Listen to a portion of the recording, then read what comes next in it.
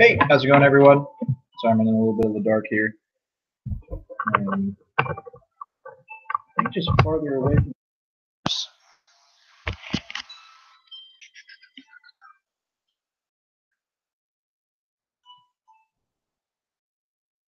Okay, cool. Well, all right. So let me get myself. All right. So we're gonna get started here in a couple minutes. Just wait for some more people to hop in. What's up, Mohammed?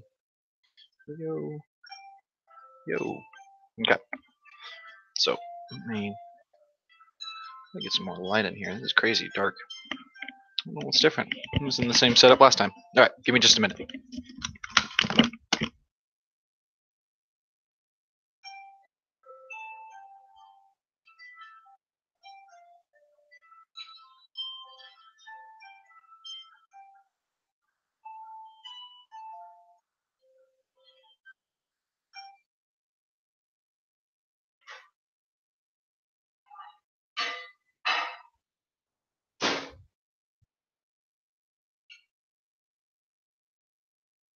All right, I'm back. Sorry about that.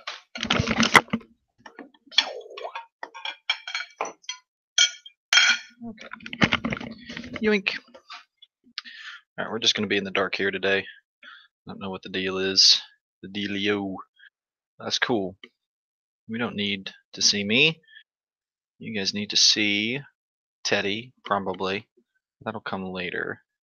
Let me get some actual useful info on the board. Maybe psych. Let's get this lecture slides up. Or no, why would I even waste my time doing that? They will not work. Let me get. Oh no, I didn't post this to Schoology. Oh crap. What have I done? Is that bad? Are people not going to get on because I didn't post it to Schoology? Alright. Let me get this on Schoology. Silly me.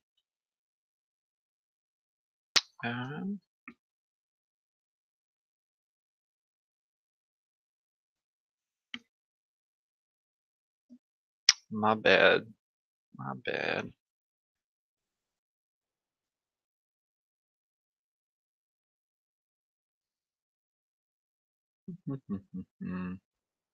Hope everyone's doing good tonight. I'm having a great night. Okay, now that has been set up, so I can put this up. Okay, cool. We are all set. So let's do this. Okay, cool. We got everything up that we needed. You guys don't have to look at me. That's true. That's true. But I need to get that posted just for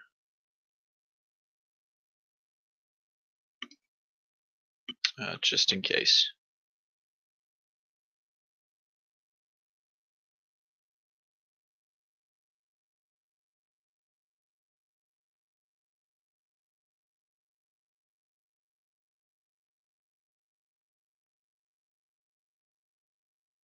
Okay, so hello, John Riley. Aren't you guys supposed to be at your little hangout thing tonight? Pre-game hangout? Well, all right. Well, I guess we should get started. We got 28 on, so we're good to go. We're good to go. So,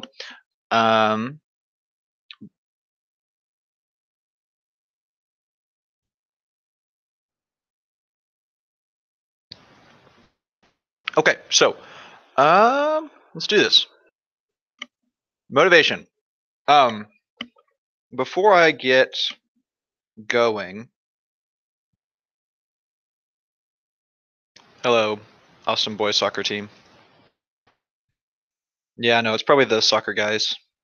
They're on here. I don't know why. They're supposed to be having a team dinner, but they are, for some reason, on my stream because they've got nothing better to do with their lives. Yeah. One dislike already. It's pretty tough. It's pretty tough. So I got a subscriber the other day, though. Steven with an H subscribed, so I'm pretty happy about that. We're good. Okay, so motivation. Simple enough, guys. As we said before, when we were looking at motivation, this is just what is getting people to do the thing. You know, this is the driving point behind why we do the things that we do. Good to have you back, Ion. And so we are constantly influenced by the world around us, like what's important to us. Each of us have different reasons for being motivated, and so what we'll focus on again is we're just going to look at these different theories and talk about the different theories and look at what do they say about this stuff. So to begin, we kind of like start with some of these like biological, what I would like to say is like biological theories. These are theories that like are specific to our biological needs or specific to what is going on in our like inner self or whatever. So can I get rid of this? I can. Okay, there we go. So now it's all full out. So first, you have instincts and the drive reduction theory. So instincts, as it says, an innate, typically fixed pattern of behavior in animals in response to certain stimuli. So we kind of talked a little bit about the baby that like flips over on its own, or when you're talking about breastfeeding, it you rub its cheek and it like goes over and it's wanting to do that. People would say that like certain fears that we have, as it says here, talking about like fear of snakes. You could also say like fear of spiders. Like, why the heck are we afraid of these things? Well, in the past, that we've had reason to be terrified of them, or better reason or stronger reason to be scared. So it's kind of in our DNA. You don't have to tell people things, but oftentimes people are just really freaked out. They see a snake or something crawling on the ground, they get the heebie-jeebies. So that's what we're looking at with instincts. Okay, so drive reduction theory, just make sure you know that Clark Hall is a part of that. He is the guy that put this concept together. And when we are looking at the drive reduction theory, once again, we are talking about things that influence our physical needs. You do not have drive reduction theory does not talk about our need to be emotionally attached to other people or our need to be friendly or whatever. It is simply talking about what we physically need.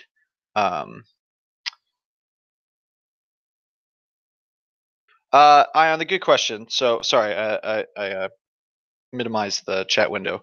Good question. So babies aren't really afraid of anything. How do I want to explain this? Here's the thing.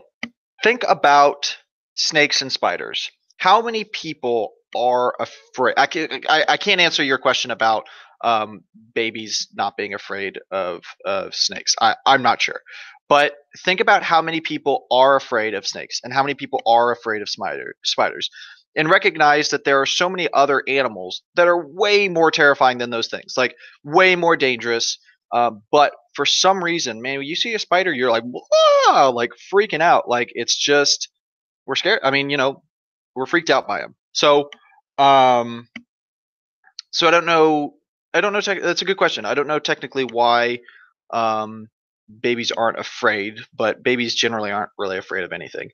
And for people who are scared of snakes and spiders, most often none of them have been bitten by them. They just, they've heard about it, I guess. So, okay, cool. So moving forward with the drive reduction theory. So when we are looking at the drive reduction theory, remember once again, This is all about those physical needs, and it's all about homeostasis. Our body is consistently. What's the difference between Maslow's hierarchy? Mohammed, I'll get there. And drive reduction theory. Oh, well, Maslow's hierarchy of need is talking about anything, and the biological sense is only at the bottom. There's going to be, hello, Godjob. There's going to be some crossover. Motivation was noticed by Sigmund Freud. What? What does that mean? No. Where'd you get that idea? That motivation was brought together by Sigmund Freud.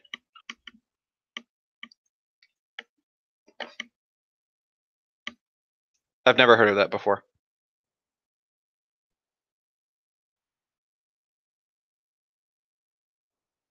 Anyways, so drive reduction theory is all about this homeostasis, this want or need or drive to return to homeostasis. That's all it's trying to do. Your body is constantly trying to get back to homeostasis, trying to get back to a place where it's at equilibrium, where it's good. Oh, yes, but he's not the guy that came up with the term. Yeah, that's motivation's been around way longer than Siggy Freud. Okay.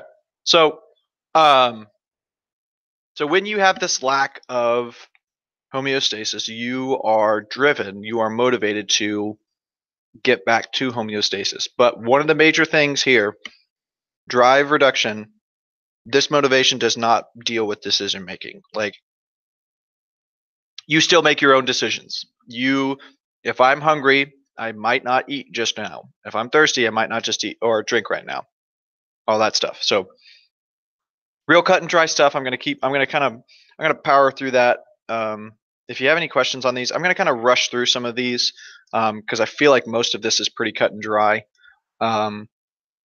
Arousal theory, as it says, people are driven to perform actions in order to maintain an optimum level of physiological arousal. So arousal theory, we're just trying to stay, some people don't need a lot of excitement in their life. Excuse me.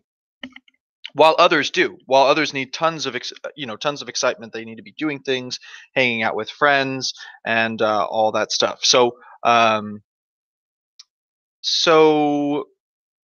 all this is really saying is that, hey, listen, you have different people, they have different needs, and you're motivated to fulfill those needs. Mr. Monk, it doesn't need to do anything else. I got home today, I hung out, watched some TV, played with Teddy, and now I'm on my stream. Like, my life's good. Like, that's all I need to do. While other people might need to go out and hang out and party or, do extreme sports. We just have varying levels of the need to be excited about something. So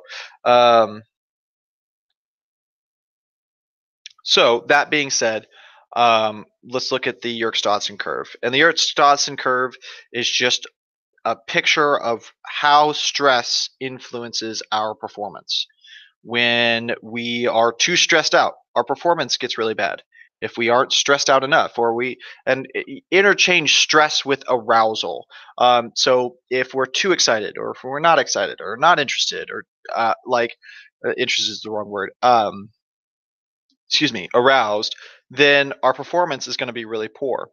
So think about Chris, the Chris example, the little Chris story. Like, he wasn't stressed, he was overly aroused, he was overly excited, he was overly pumped up and whatnot, and his performance was really low. And so that'll be the same if if your stress levels are really low. If you're not interested, you don't care, you're not going to put forth the effort. So you're looking for that, as it said, optimum production, that optimum level of arousal.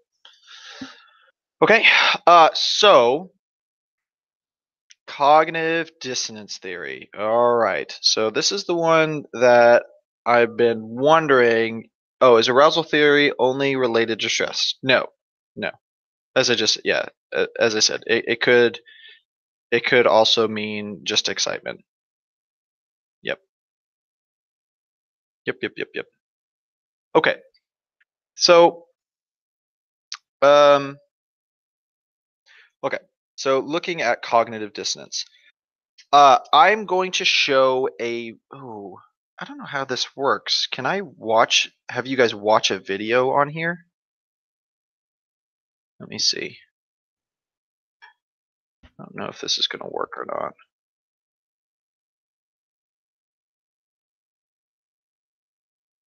Did Arrow just subscribe? All these, man, I'm getting all these. All my soccer players are subscribing. Thanks, Izad. Thank you, Arrow. Okay, what am I doing? I am looking for. Let me see.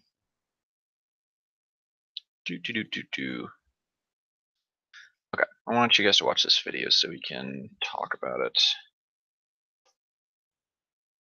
Let me see if this works. Probably should have tested this first, but YOLO. Okay. So, can I go theater mode? Stop. Sorry, Teddy just. Someone's at the door. No, no one's at the door. Okay, so can I share this? Share. Okay, does this work? Oh, I think it's working. Okay.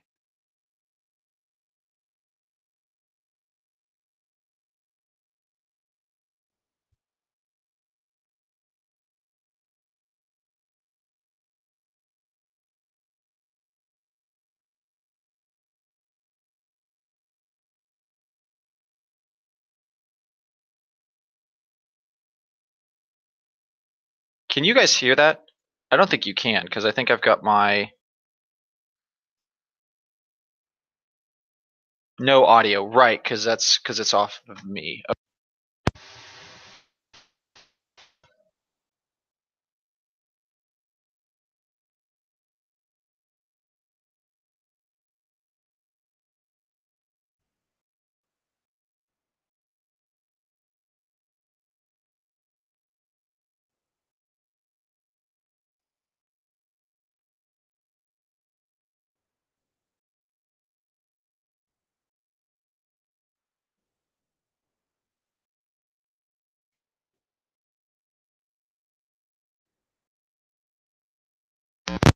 Once again, I'm going to jump back here in 5 minutes. So 5 minutes, watch video. Can you guys hear me? Yeah, you guys can hear me now. Okay, cool.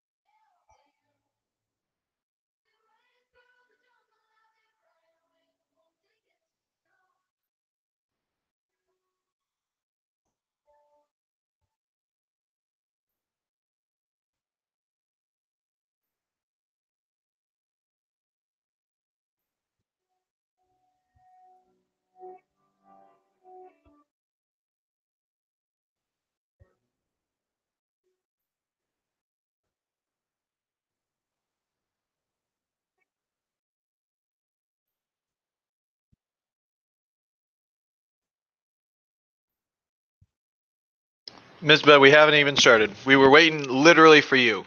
All right, here we go. So, all right. I'm just reading over. It's basically a pyramid that shows the social necessities a person needs, works for. Yep.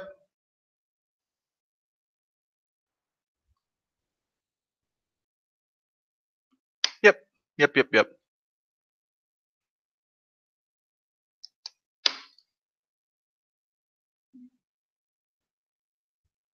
You guys nailed it. Good. Good. Good. Good. Good. Mizba, I sent them to go watch this video, but I'm now going to explain that video. Yes, well done in the explanation too, guys. Okay, you got your teacher's approval. Okay, so let's go back over that video. So first off, we have our psychologist, Leon Festinger. Let me talk to y'all eyeball to eyeball. Why is this so dark? There we go. That helps. Hello. Okay, so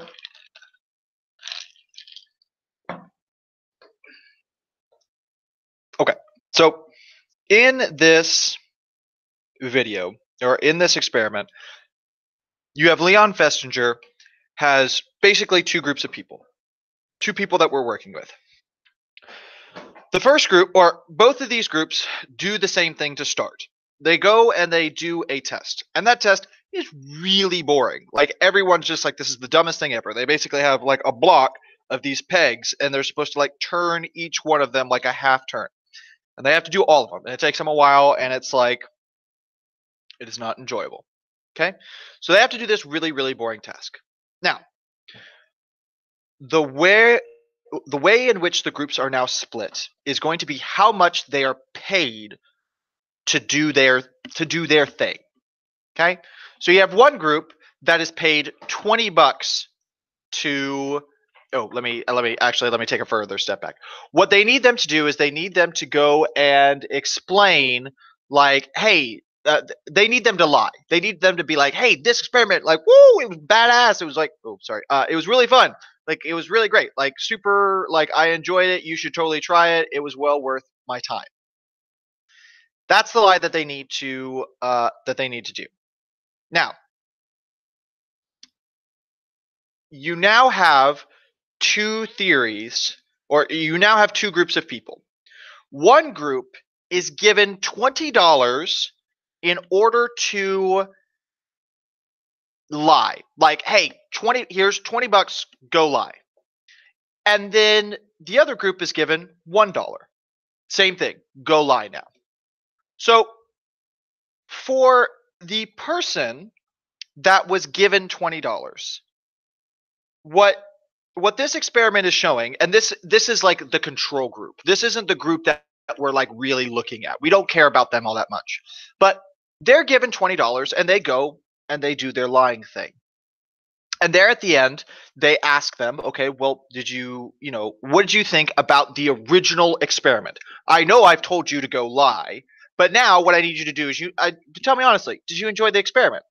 And what they say, heck no, super boring. The reason why is because they were given, as it says, a sufficient reason to lie. You were given $20? Yeah, I'm lying for $20, easy peasy. It's not a problem. I don't care. Yeah, I mean, I'm not hurting anyone. And so I have a good reason to lie. Now, let's go to the second group. The second group was given $1. Okay? So you have a belief. So now we're kind of like going back to this cognitive dissonance concept. And that belief is that the task they did was boring. The task was very boring. It was awful, stupid, really boring. And now you have to do something that directly contradicts that first belief, which is lying about it to someone else. Even if you're not lying to yourself, you have to garner up enough falseness to, not be like, oh no, dude, it was super boring. You have to try to convince that person, hey, this was actually fun. So what ends up happening is, once again, we're back to this idea. Cognitive dissonance is all about this. Like, this is the crux of the matter here. This idea that you have a thought and you have another thought or action that contradict one another. They cannot be together in your mind at the same time. That's just not the way it works. You're like, no. So what you are then able to do, or what you are then pushed to do, is make a decision. This is why we're talking about this in the motivation section, because you are motivated to make a decision. Am I going to go along with my original thought process, this idea that it was really boring, or am I going to take up this mantle and be like, oh no, it was actually fun, and this is why I'm lying about it? Because we have to. Okay. So what ends up happening is the person that was paid $1 goes out and they do the lie thing. They go out and they lie, and they do it just as well as the person that was given $20. But then they go into the room with Leon Festinger, and Leon Festinger's like, okay, did you enjoy the thing? And what do they say? Yes. Yes, I enjoyed it. They don't have to lie anymore. They're not part of the lie. They have tricked is not the right word, but they have convinced themselves that they enjoyed the thing from the beginning because their mind had to make there was this dissonance inside their mind, and in order to come up with a plausible lie, they realized that, hey, you know what, this wasn't so bad, and so they go back and they do it again, and they're just like, hey, would you come and do it again? They're like, sure, that would be fun. They've convinced themselves to believe a lie for a very small price, as the guy says very eloquently, by the way. Okay, I have more examples. I'm willing to share those examples, but before I do that, questions, thoughts. What do you guys think?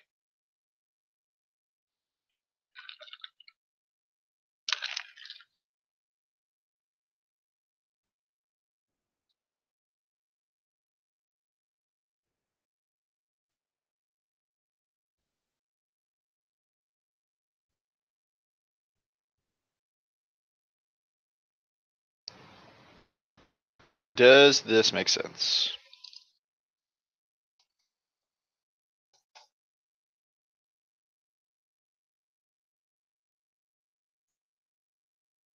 Thank you, Misbah.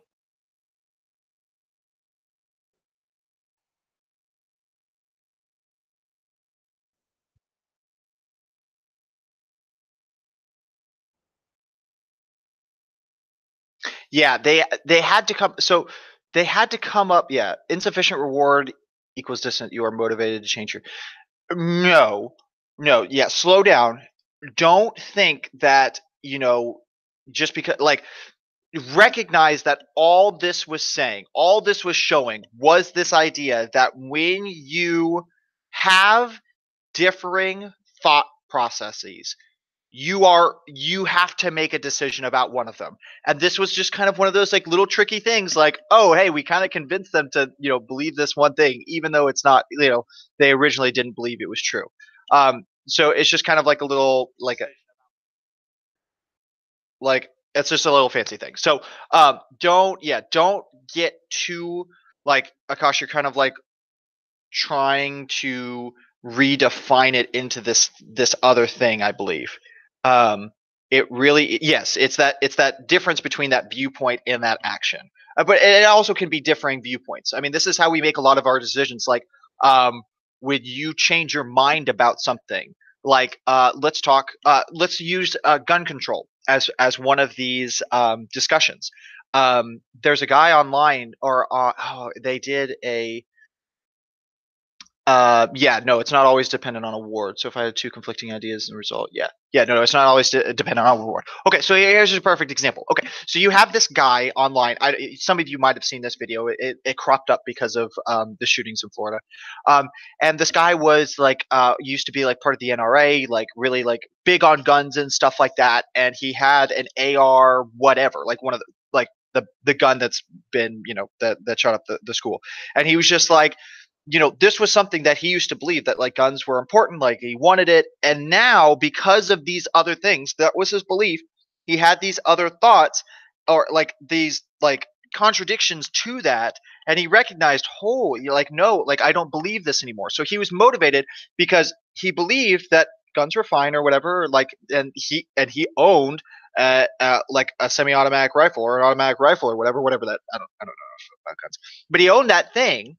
And then other stuff started happening, and it built and it built and it built, and now he's got these two conflicting things. Like, I own this thing, but I'm also now like, people should not have this. Like, this is too dangerous. Like, even though I'm a responsible person and I'm not going to like blow things up or whatever, I don't think people should have this. And so what he ends up doing is he goes with this and he destroys his own gun. He like saws it in half or whatever.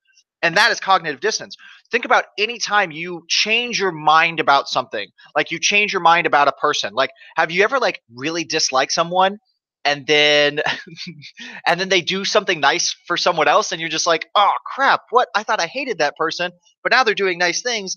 So you know what, I still hate them. And so you still like so you can like make that decision, but it is making you make a decision. Am I going to ignore this new fact about this person who like I hated before, but now they did really something really nice? Well, I'm just going to ignore this. Or, oh, maybe I should reestablish whether or not I think this is a good person. Okay. So the people who got $1 experience cognitive dissonance, but the people, no, they both did cognitive dissonance. But Eliza, that's a good question. They both had cognitive dissonance, but the person that was given $20, that person still had those differing thoughts. The fact that they were, they knew it was boring and then they had to lie about it. But because they were given $20 to make up this lie, it was really fine to just be like, no, that was super boring. But the other person, in order to make this lie happen, you had to like really like the $1 you had to make up a reason for yourself. Yes. Okay. I've been using lots of these fingers, so I'm going to stop doing that. How are we feeling about this?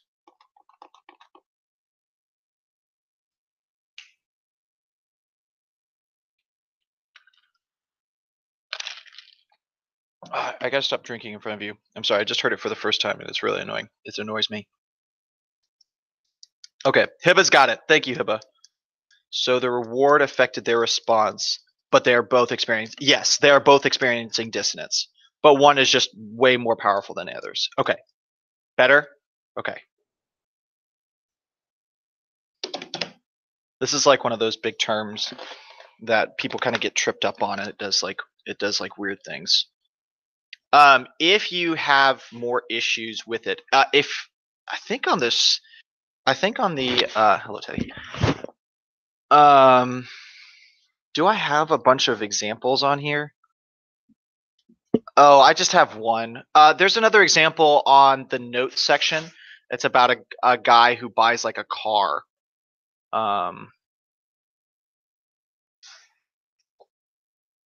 Can you stop smelling my crotch in public, please? Thank you.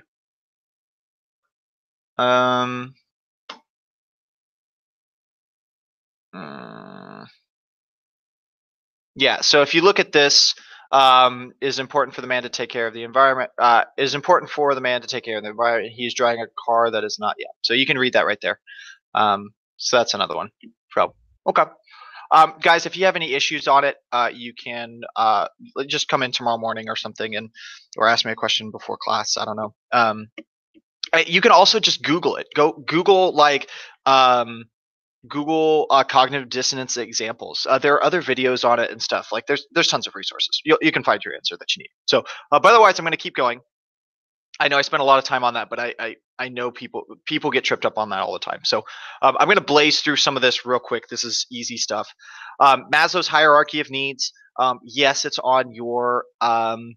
It's a possibility for your FRQ tomorrow, I think. But guys, just know, like, lower needs need to be met before an individual can strive higher needs.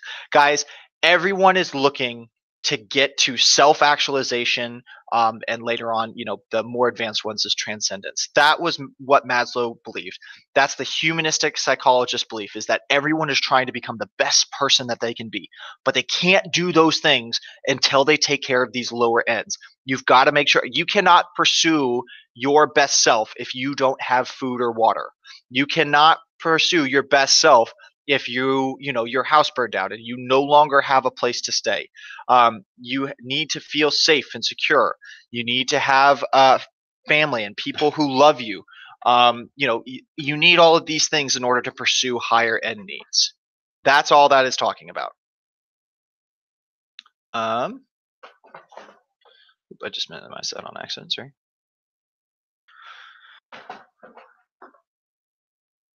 No, you don't need to know. Good question, Mohammed. No, you don't need to know each level. You will need to, but you'll need to know, you'll need to be able to use some of the levels as an example. You'll need to be able to be like, okay, well then, in this and such and such and such, just so you have just so it makes sense in your FRQ. Okay, so incentive theory. Once again, need for goal attainment and achievement. You have just intrinsic and extrinsic motivation. Intrinsic, you're doing this for yourself because you want to become a better person, or it makes you happy. Extrinsic, you're doing it for any sort of outside reward. I'm doing this because I want my friends to really like me. I want to be super popular. I want to win $100 million. I want to get paid. I want to do this, that, or the other. Okay, so that's extrinsic and intrinsic. Over justification effect. Once again, all you are saying is you are intrinsically motivated to do something. Then someone gives you an extrinsic motivator to do the exact same thing, and now you're just like, screw this, I don't want to do this anymore. It doesn't happen to everyone, and it doesn't happen every time. But some people really lose their gusto to do things because of that. Think of like artists and painters. This happens to them a lot. I know you used Matt as an example, but arousal theory, incentive theory. Oh, you're just listening to stuff. But recognize that people who artists oftentimes like, man, I'm doing this because I love it. I just love to jam, bro. And then they're just like, all right, well, you now have you have to sign this contract and you have to give me X amount of songs in a year. And they're just like, no, screw this. This isn't why I wanted to do it. So there you go. Did someone sneeze? I did not sneeze. Okay. So all right, affiliation, the need to be a part of a group, power, desire to have an impact on other people, personalized power, motor power held by an individual as a result of their role in an organization. So this is your terrible teacher who trying to boss you around because they're the boss, or maybe a parent who's upset at you and you're just like, well, they're just like, you're grounded, and you're like, well, you can't do that, and then they're just like, yeah, I can, you're the parent, and you just don't have anything you can say. So they're using their position or their role in an organization to have an impact on someone else. Socialized power, motive. And by the way, I always use negative examples, but this could be a positive example. People could be like, I'm the CEO of a company, so I'm really smart and I can help you out, or something like that. I don't know. That's a terrible example, but it can also be positive. Socialized power norm, power held as a result of being a member of a dominant social group. I can do this thing because I'm a part of this clique, or I'm part of this club, and all of those people are super cool, and oh my gosh, I wish I was more like you. Okay. Aggression, two types of aggression, hostile and instrumental. Hostile, you're just doing it out of anger. Instrumental is you're doing it for a purpose. You want to get something out of it. Oh, instrumental aggression. Yeah. It's just your desired results obtained through hostile means due to reinforced hostile behavior. So I'm doing something to get something out of this. I am beating you up for your lunch money, or I am beating you up to make sure that I am I'm beating you up so that you will, you won't beat up my younger brother. Maybe you have your younger brother's being beat up by a bully, so you go and you kick his butt, which I'm sure, Faiza, you could do. You could just totally kick anyone's butt. So you would just go, you do that, and then that's instrumental aggression. You are definitely presenting an aversive stimulus to an unwilling target, but you're doing it for a reason. You're not just doing it because you're angry. Okay. Okay, we did not talk. I'm so mad at myself. We did not talk about this. This is something that you won't need to know for your quiz, but you will need to know for your test. So I have this notes here. I'm sure we're actually going to have some time tomorrow. The quiz is it will be fast, and your FRQ will be fast. So I'm actually going to talk about this at the very end of tomorrow. It won't be on your quiz, but we'll talk about it, and you'll need to know it for your test. So we'll talk about Paul Ekman and on facial expressions and all that. So, okay. James Longa theory. Once again, emotional stimulus causes physiological reaction. So you see, as it says, see a bear, you run. That's your physical reaction. And then afterwards, you're afraid. Brain processes the emotion. Kane Bard, you see the stimulus, process, and react at the same time. So here's like a little graph of it or whatever. Perception of the bear, physical reaction, feeling of fear. That's the James Longa theory. Kane Bard, perception of the bear, and you have the feeling of the fear and the physical reaction at the same time. And they're two separate things. No, why don't I have I don't have the other one up here. Okay, Schachter two-factor, Schachter Singer, Schachter cognitive physiological theory, all sorts of names. Okay, so external stimulus comes in. You have your physical changes in your body, and then your physical arousal, and then you have the memory of a similar past experience, your cognitive schema or your cognitive recognition. Okay, why is my heart beating so fast? Oh, I know that bears are terrifying and they will eat people. Okay, and then once you have thought about it, once you've appraised the situation cognitively, you have your emotional response. Okay. Um, do I have like a little write up for the cognitive appraisal? Cognitive appraisal is kind of like the canon bard, where it's like you perceive something, you have like the cognitive, and then the feeling of the fear and the physiological reaction happen at the same time. So that's the cognitive appraisal theory. Stress. Let me know if I'm going too fast. I'm trying to get through all of this real quick. Schechter Singer one more time? Yeah. Wait, when did you say wait, do I need to explain it again? I wasn't looking at the thing. Did you send this like 5 minutes ago? Do I need to explain Misba, do I need to explain that again? I'll give you a second to respond. I'm sorry.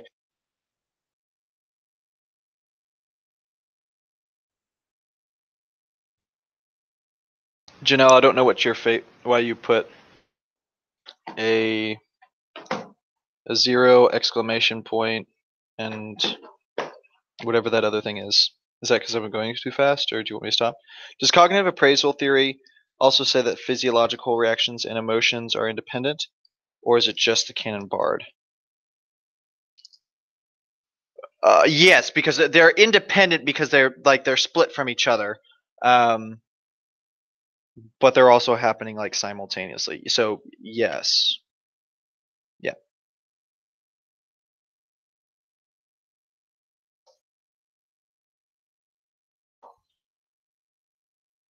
I'm just waiting for a couple people to like on the video. It said the stimulus, arousal, cognition. Then it was an arrow to stimulus again, which resulted in emotion. So how does that work? So the arrow, good question, Miss, but the arrow is pointing, is just saying that the cognition is recognizing the it's recognizing why it's cognitive appraisal is you asking why do I feel this way. So you see, so I think the superhero example was pretty good. So you see, you're the villain or whatever. You're a person, and you see someone else, and your heart starts to beat. Okay, but your heart beating could mean a lot of things. As I said, it could mean you're fearful, you're happy, you're scared. I mean, just tons of stuff.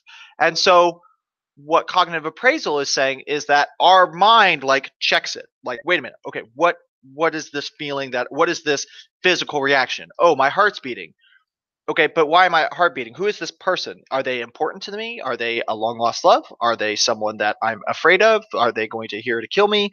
And so that cognitive appraisal is checking. It's going back and it's checking that physical reaction, and it's saying, okay, what is this? Why am I doing this? Oh, because it's a long lost love. Okay. Oh yeah, now I'm really excited. So cognitive appraisal is just kind of like checking that in. Um, it's a face because you said that we didn't go over stuff in class, and I thought it would be no. I wouldn't do that. Well, I mean, I've done that to you. Okay, that makes sense. Okay, Janelle, I'm also glad that you're okay. Cool. Okay. Cool. I'm running out of time. Okay. No, I'm not actually. We're done with that. We're done with that. Stress, the process by which we perceive and respond. We know what stress is. We know that we can react to it two different ways. One is healthy, one is not. I'll let you figure out which that is. Make sure that you know the different phases of the of GAS. And here's like a real quick kind of rundown of what that is. So alarm stage, remember, we're getting up, we're getting ready, fight or flight, amygdala is pumping. We've got all these hormones, adrenaline, noradrenaline, cortisol, ready to get going. And then resistance is just like, this is like how we help, like we have that moment of like getting up, and then this is kind of us coasting through. like we're still ready to get to do something, but we are like trying to, like, especially if you had to do something like really like major, like had to, make a big jump or move something really big. It's starting that repairing process, and it's like, it's wanting us to go back down. It wants the stress to end because we shouldn't have to hold it for too long. Okay, and then during the third phase, as it says, the body starts to lose its ability to combat the stressors. It's just our body crashes. Like our body is just like, oh my gosh, we just spent all this energy doing this thing. So, yep. Oh, sorry. Is this how cognitive appraisal would be seen as stimulus, cognition, emotion, arousal? Yep. Good, good, good. Yep, that's correct. Ching, ching. Okay, cool. We've done everything. We've gone over everything. Okay, so before I end, any questions about anything we've talked about? I do want to throw out. Yeah. Any questions about anything we've talked about?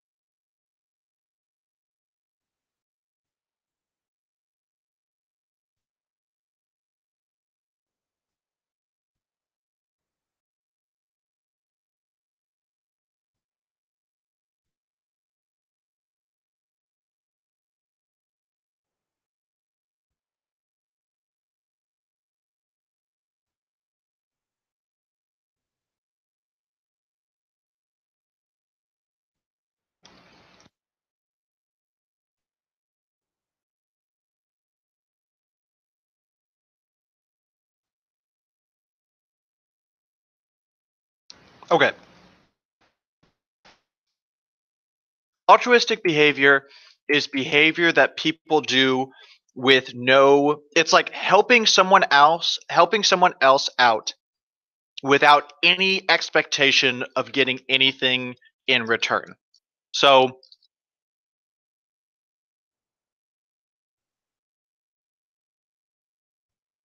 when you go back and you look at, I should have mentioned this, but it's not a big deal. When you go back and you look at altruistic behavior, you have people all the time give up their own basic needs to protect and fulfill other people's basic needs. A person might, um, what's a kind of a silly example? Um, like esteem needs. I see people sacrificing their own achievement, status, responsibility, or reputation, especially reputation. Think about movies. How many times have people sacrificed their own reputation to save someone else? Like, someone is embarrassed, and so they stand up and they do like a jig, or they sing, or they do something that's embarrassing, and that's an altruistic. They're not, they have no expectation of a return from someone else. They are doing this for other people. And you'll see people give up things that they desperately need, especially like from like parents to children. Like they don't expect anything out of it. They're just doing it because that is, who they are as people. And so being an altruistic person and altruistic actions really just kind of like skips over a lot of Maslow's hierarchy of needs, and it doesn't make sense. It kind of like breaks it down a little bit. So okay. Cool, cool, cool, cool. Jan or Janelle, if you are having trouble with Arian, Arian literally just said "oh" and then your name. If you can't handle that, I can't help you, girl. I can't help you. Oh, dots? Is that what you're worried about, Janelle? You're worried about dots? Come on, girl. Practice questions. I can give you one or two. The difference between cognitive appraisal and two-factor is just that appraisal has both arousal and emotion at the same time. Yeah. Yep. Yeah. Think like James Longa theory and Canon Bard are like kind of different, and then it has that difference. That difference is that like the timing, like one happens after the other, and then the other one happens at the same time, and then it's the exact same for the two-factor theory and cognitive appraisal. Two-factor theory is one after the other, and then appraisal is happening at the same time. Attacking you? Wow, Janelle, tone it down, girl. Yeah, thank you, Arian. Yeah, I'm not taking sides, but Janelle, you need to chill, yo. Chill. Okay. Yes, I appreciate. I didn't curse, did I? Okay, I don't think I did. I know I said the other but word, which I know I'm probably not supposed to say, but don't tell anybody. Okay. What do you guys wanted to? Okay, I've got. Guys, this quiz tomorrow's so easy. Look at how much we've covered. Like, we haven't covered almost anything. Okay. No, sides have not been taken. I have not taken any sides. I am true neutral. I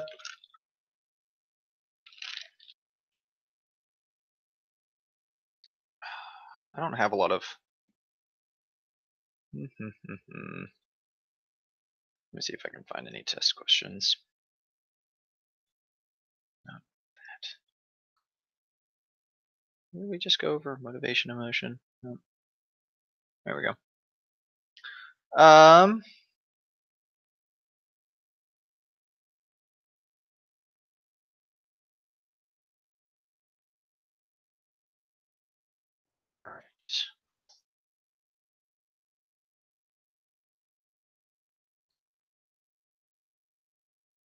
Okay, here's a question. No, dang it. I'm gonna get fired. Oh well.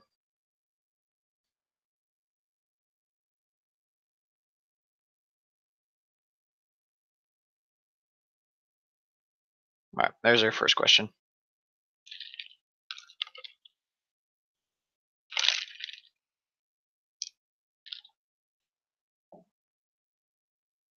What theory? It's asking. This one is asking what theory.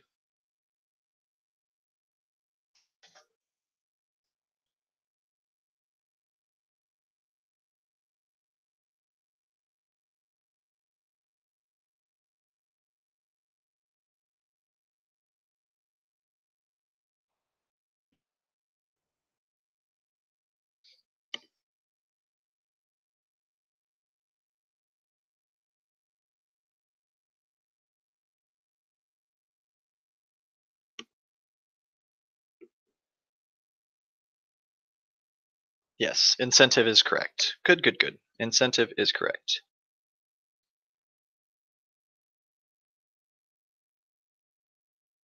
Um.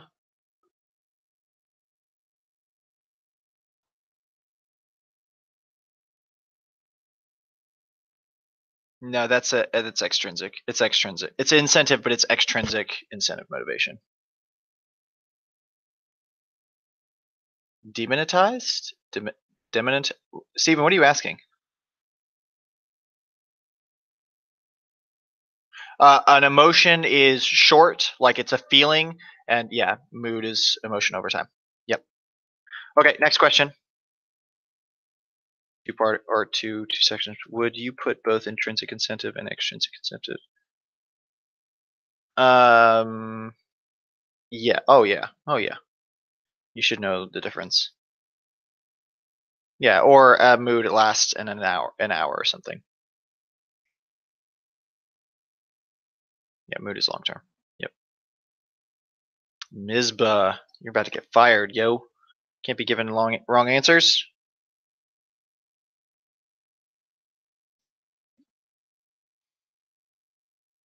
Mm-hmm. Over justification effect. All caps. Good. Yep. Okay, I got one more.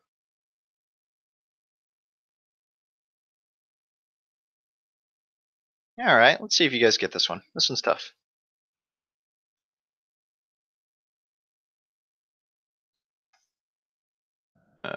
Or I see people slip up on this one. Okay. Right, there you go. It's all good. You're good. Clarissa's mother told her, "You know you are in love when your heart beats fast and you experience that unique trembling feeling inside. Then you know you are in love." This remark best illustrates what theory of emotion?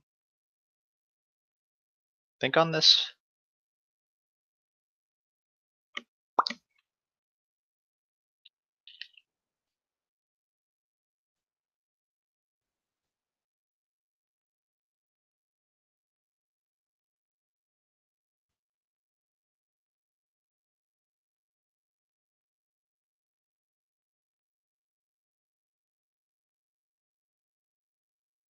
And wait for some more answers. I want to see what you guys would put down. Schachter, two-factor theory would definitely be an option. So would James Longa. So would all the theories would be up there. Yes. This is a tough question.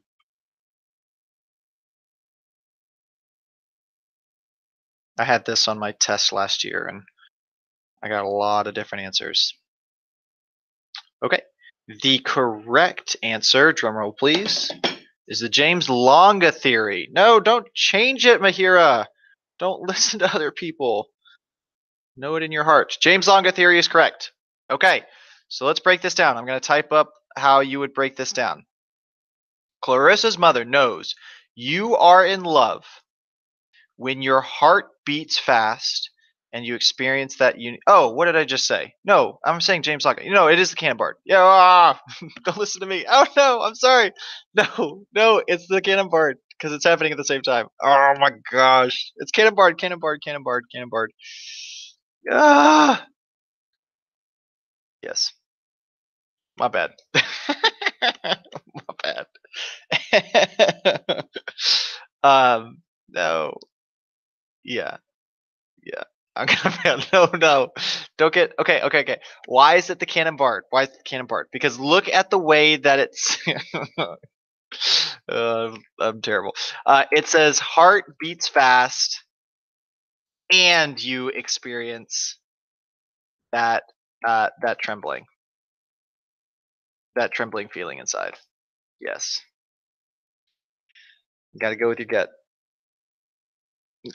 Well, just because it doesn't actually make sense doesn't mean it's not true.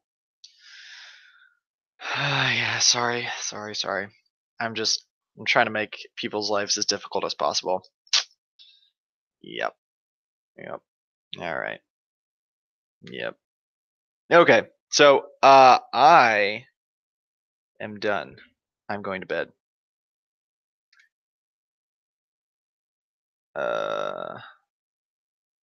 I am. I'm just, I cost you okay over there. That's a lot of typing. Are you slightly perturbed by what has just happened?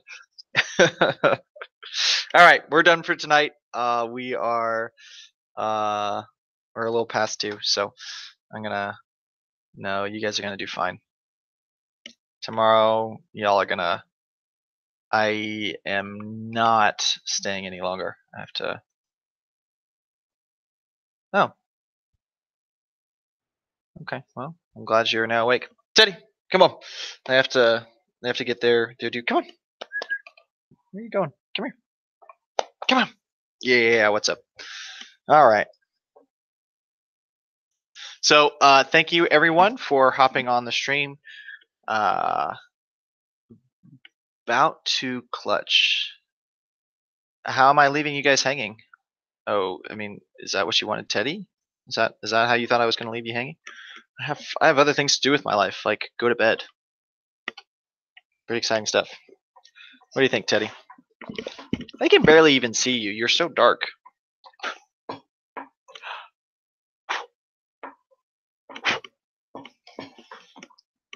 Not having it? Not having it. Okay. Good night, guys. Thank you very much for hopping on the stream. I hope you guys have a good night. Make sure you get a good night's rest. And we will see you all tomorrow. Don't forget about the FRQ. Oh, wait. Hold on. No one has any questions about FRQ stuff, do they? like about the those specific topics? I forgot to like double check on those. Everyone's good? Okay. If you're not good, you can come in tomorrow morning and I can go over one of those things. But otherwise, I'm out. Okay. Peace out, guys. Y'all have a good night, and we will see you tomorrow.